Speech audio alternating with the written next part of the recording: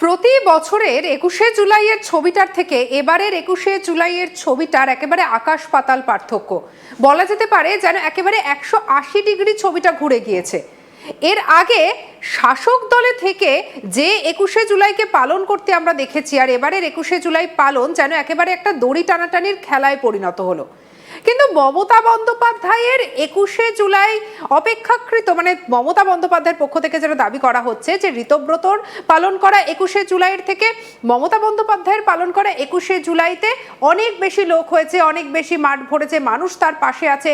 কিন্তু সেই যে চেনা ছন্দ, সেই যে জনসমাগম, সেই যে ভিক্টোরিয়া হাউসের সামনে সেই যে মানুষের ঢল, সেই ছবিটা কিন্তু এবারে একেবারে পাল্টে গেছে। আর তার মধ্যে বলা যায় যেন সবকিছুর মধ্যে যেন নতুন করে যোগ হলো আরো একটা ছবি। সেই ছবিটা কি? এই ২১শে জুলাইয়ের মঞ্চে কি মমতা বন্দ্যোপাধ্যায়ের এই যে আদি তৃণমূল বা কালীঘাট তৃণমূলের আরো একটা কি উইকেট পড়তে চলেছে? এই প্রশ্নটা বর্তমানে সব থেকে বেশি ঘোরাফেরা করছে। কারণ যেভাবে প্রকাশ্য মঞ্চে আমরা দেখতে পেলাম যে একেবারে পুরো কল্যাণ ব্যানার্জির সঙ্গে অভিষেক বন্দ্যোপাধ্যায়ের কখনো একেবারে একটা যে সম্পর্কের যে একটা খিচ, সেটা যেন প্রকাশ্যে চলে এলো। আবার মমতা বন্দ্যোপাধ্যায়ের সঙ্গে কল্যাণ ব্যানার্জির সম্পর্ক, সেই সম্পর্কও যেন বর্তমানে একেবারে প্রশ্নের মুখে চলে এলো।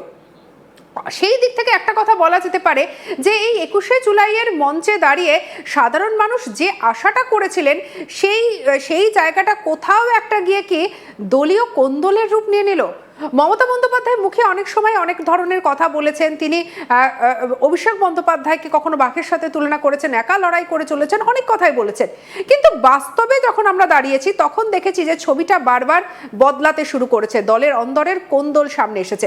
আমার সঙ্গে আজকে আলোচনায় আমার কলিগ অনির্বাণ রয়েছে। অনির্বাণ, তুমি কালকে দিনভর মমতা বন্দ্যোপাধ্যায়ের সভা মঞ্চে ছিলে। একটু ছোট্ট করে জানতে চাইবো যে সভা আগের অন্যান্য বছরের থেকে এই বছরটা একেবারে আলাদা, একেবারে পার্থক্য।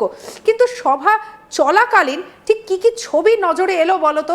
সেই কি দলীয় কোন্দল, মমতা বন্দ্যোপাধ্যায়ের সঙ্গে কর্মীদের দূরত্ব তৈরি হওয়া, বা বর্তমানে যারা হেভিওয়েটরা রয়েছেন তাদের সঙ্গে দূরত্ব তৈরি হওয়া, কল্যাণ ব্যানার্জির সঙ্গে ঝগড়া, ছবিটা ঠিক কি এলো? দেখো, মূলত এটা বলে রাখি যে ইতিমধ্যেই আমরা জানি যে ৬০ জনের বেশি বিধায়ক বেরিয়ে গিয়েছে দল থেকে, এবং তারা নবতৃণমূল গঠন করে নিয়েছে। তার পাশাপাশি সাংসদেরা এনসিপিআই জয়েন করে নিয়েছে।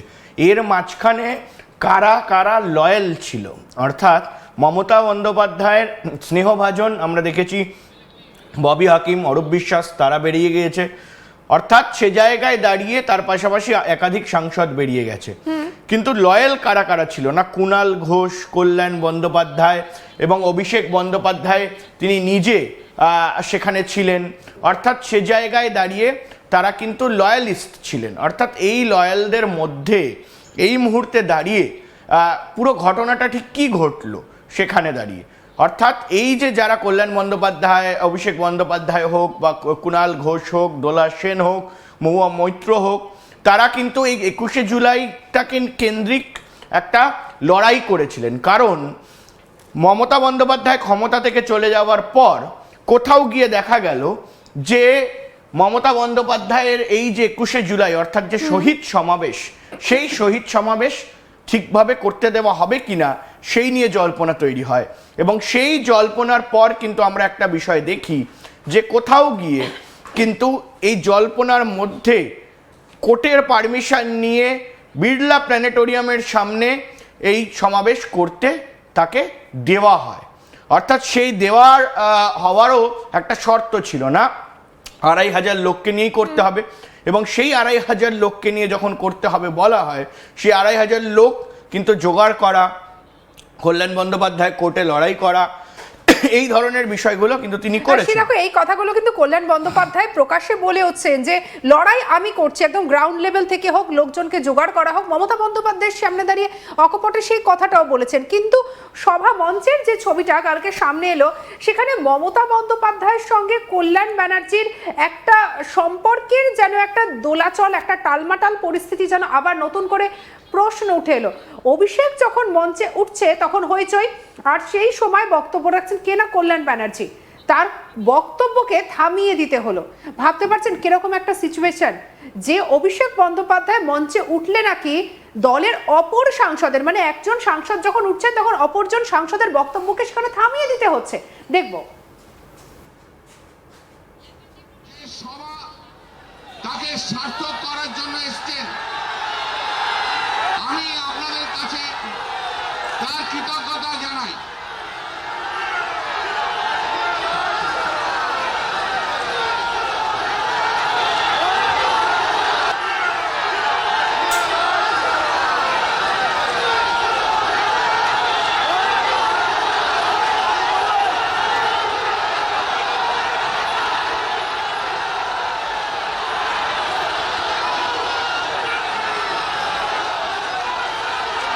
শহীদ স্মরণে একেবারে অনির্বাণ, আমরা এই যে ছবিটা দেখলাম যে একেবারে যখন অভিষেক বন্দ্যোপাধ্যায় উঠছেন সেই সময় একটা হই হই থামিয়ে দিতে হলো বক্তব্য। এই অভিষেক বন্দ্যোপাধ্যায় নিয়ে তো কল্যাণ ব্যানার্জির অনেক সমস্যা ছিল, তিনি তো এর আগে বারবার অভিযোগ করেছেন।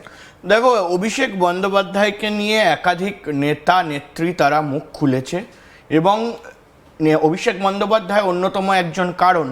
সে কারণে একেবারে বলা যায় যে সবার সামনে এনে মদন মিত্র থেকে শুরু করে বিভিন্ন যারা স্নেহভাজন ছিলেন মমতা বন্দ্যোপাধ্যায়, তার বিরুদ্ধে কথা বলে আমরা দেখেছি যে তারা দল ছেড়েছে বা দল ত্যাগ করেছে, মমতা বন্দ্যোপাধ্যায়ের হাত ছেড়েছে। কল্যাণ বন্দ্যোপাধ্যায়কে অতীতে আমরা যদি দেখি তাহলে অভিষেক বন্দ্যোপাধ্যায়ের একটি মামলা কয়েকদিন আগে কোর্টে ওঠার কথা ছিল, দ্রুত শুনানি হয়নি। সে কারণেও নাকি ঔদ্ধত্য দেখানো হয়েছে, কল্যাণ বন্দ্যোপাধ্যায়কে নাকি সেই মামলা থেকে সরিয়ে দেওয়া হয়েছে এবং কল্যাণ বন্দ্যোপাধ্যায় তারপরে অভিষেক বন্দ্যোপাধ্যায়কে নিয়ে প্রশ্ন তোলে।